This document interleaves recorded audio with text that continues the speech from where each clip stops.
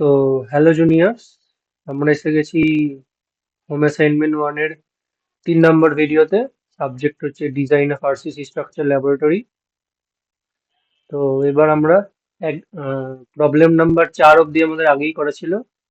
So now we focus on problem number 5. So you all read the questions that there is three prismatic member. All the description are given. Now the question is, all the three members together are subjected to an axial load such that all members undergo same deflection. এইখানে ছবি আঁকাটাই ব্যাপার। এই যে ছবিটা এরকম হবে, মানে কি, এই একটা টোটাল উপরে একটা কভার দেওয়া আছে, এই কভারটার উপরে পি লোড অ্যাপ্লাই হচ্ছে। তাহলে এইরকম অ্যারেঞ্জমেন্টের জন্য কি হবে, member one, member two, member three, তিনটে মেম্বারই সেম ডিফ্লেকশন দিয়ে যাবে, তাই না? মানে এই মেম্বার ওয়ান যতটা কম্প্রেস হবে, টুও ততটা হবে, থ্রিও ততটাই হবে, ডিফ্লেকশনটা সেম হবে। Determine the proportions in which the applied load will be shared by individual members. তাহলে কি, সেম ডিফ্লেকশনে যাওয়ার জন্য এবার এই মেম্বারটার প্রপার্টি আলাদা, মেম্বার ওয়ান এর প্রপার্টি আলাদা, মেম্বার টু এর প্রপার্টি আলাদা, মেম্বার থ্রি এর প্রপার্টি আলাদা। তাহলে মনে করে দেখো, আমরা ফার্স্ট কোয়েশ্চেনে করেছিলাম যে ট্রান্সলেশনাল স্টিফনেস মানে কি, ইউনিট ডিফরমেশনের জন্য কতটা লোড দরকার।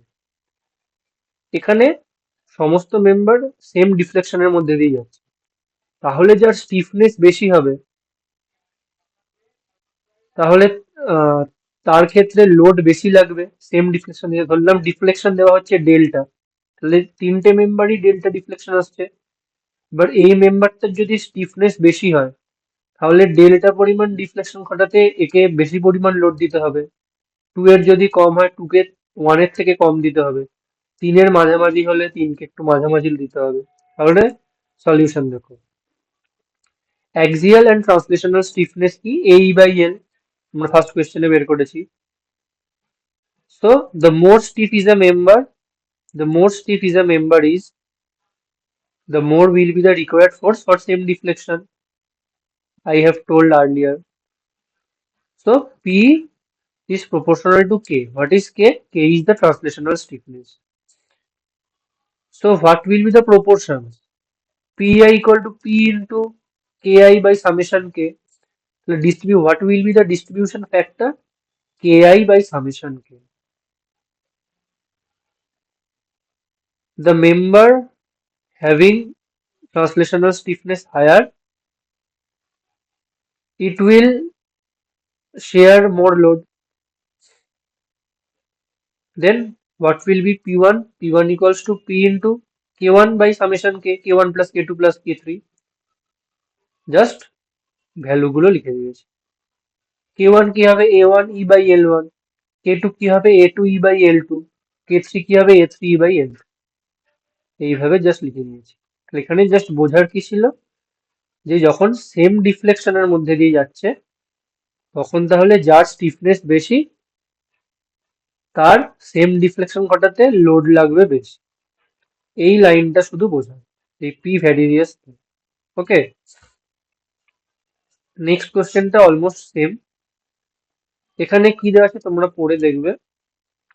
এখানে দেওয়া আছে যে একটা এন্ডে মোমেন্ট লাগানো হচ্ছে, ঠিক আছে। দেখো, moment is applied at support such that all member undergo same rotation. আগের কোয়েশ্চেনে ছিল সেম ডিফ্লেকশন, এখানে আসছে তোমার কি সেম রোটেশন।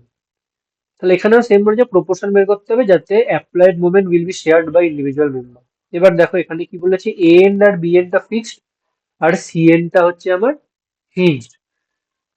কোয়েশ্চেন নাম্বার 3 আর 4 এ দেখবে, ফিক্সড এন্ডের ক্ষেত্রে আমার ফ্লেক্সুরাল স্টিফনেস কত বেরিয়েছে, 4EI/L1, 4EI/L। আর হিঞ্জের ক্ষেত্রে কত বেরিয়েছে, 3EI/L। তাহলে তিনটে ফ্লেক্সুরাল স্টিফনেস লিখে দিলাম, ওএ, ওবি, ওসি। ওএ আর ওবির 4EI/L হবে, এর ক্ষেত্রে I1/L1, আর ওবির ক্ষেত্রে I2/L2। তাহলে এখানেও ডিস্ট্রিবিউশন ফ্যাক্টরটা সেমই হবে, KI/summation K। যার কে বেশি, তার মোমেন্ট নেওয়ার ক্যাপাসিটিও বেশি, ফর সেম রোটেশন, তাহলে মোমেন্টই নয় কত হবে, এম, টোটাল মোমেন্ট ছিল M into K I by K, K I কত এখানে 4 EI 1/L1, আর নিচে দেখো K1 plus K2 plus K3 same. ওকে,